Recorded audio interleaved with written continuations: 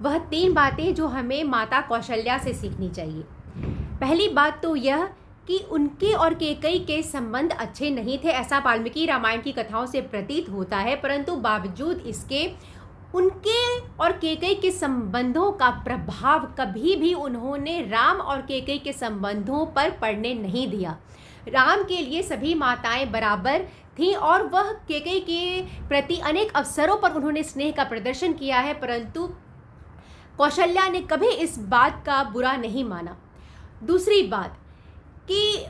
कौशल्या जब यह जान जाती है कि राम ने यह निश्चय कर लिया है कि वन जाकर रहेंगे, पहले तो वो राम को रोकने का भरसक प्रयत्न करती है, परंतु जब वह जान जाती है कि इसका यह दृढ़ निश्चय अटल है, तब वह राम को रोक कर राम को और अधिक पीड़ा नहीं देती, क्योंकि वह जानती है कि उनका पुत्र है, वह धर्म मार्ग का अनुसरण कर रहा है। परंतु होता क्या है, अक्सर माँ बाप अपने बच्चों से इतना ज़्यादा प्रेम करते हैं, इतना ज़्यादा स्नेह रखते हैं और सुरक्षा के कवच में रखना चाहते हैं कि ऐसा कोई मार्ग बच्चे उठाएं जो बहुत ही संकट से भरा हुआ हो। वह चाहते हैं कि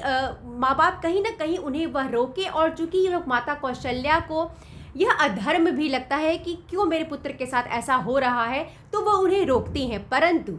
जब उन्हें लगता है कि मेरे पुत्र ने अब यह दृढ़ निश्चय कर लिया है और इसकी प्रसन्नता अब इसी में है, तब वह पीछे हट जाती हैं और इस बात को समझते हुए वह राम का साथ ही देती हैं,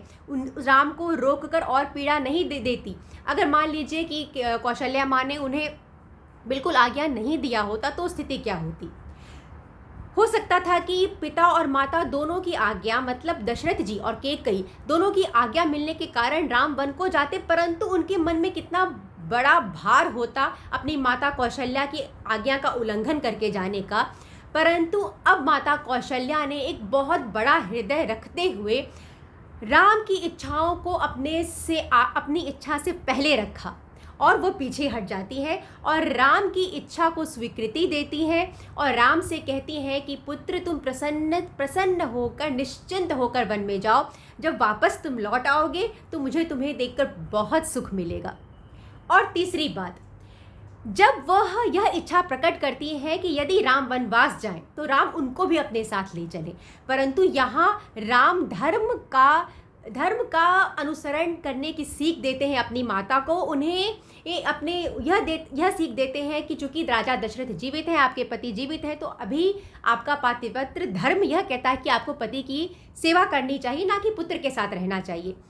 तो माता कौशल्या ना सिर्फ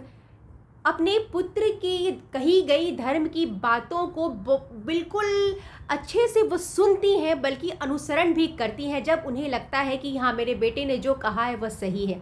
तो यह बात है कि कभी कभी ऐसा भी हो सकता है कि संतान हमें धर्म मार्ग की शिक्षा दे। ऐसा ज़रूरी नहीं है कि जो माता पिता या जो बड़ी उम्र दराज लोग होते हैं, तो आयु यदि उनकी बहुत बड़ी है, आयु बड़ी है, तो उनका सोच और बिल्कुल सही ही हो सकता है, ऐसा सही ही होगा, ऐसा हमेशा नहीं होता। कभी कभी ऐसा भी हो सकता है जो हमसे उम्र में बहुत छोटे हों वो हमें सही समझ दे जाएं, और तब अपना बहुत बड़ा हृदय रखते हुए अब उससे स्वीकारना चाहिए। जो हमारे बच्चे हमसे छोटे लोग, जो हमें उम्र में छोटे लोग जो हमें सिखा रहे हैं, तो हमें भी उसे स्वीकारना चाहिए। जैसे माता कौशल्या ने बहुत खुले मन से राम की कही गई धर्म की बातों को सिखाया। तो छोटी छोटी रामायण की कहानियाँ हैं, परंतु वो हमें बहुत बड़ी सीख देती हैं। आगे रामायण वीडियोज़ पर मैं रामायण की वीडियोज़ बनाती रहूँगी, तो मुझे सुनने के लिए बहुत बहुत धन्यवाद।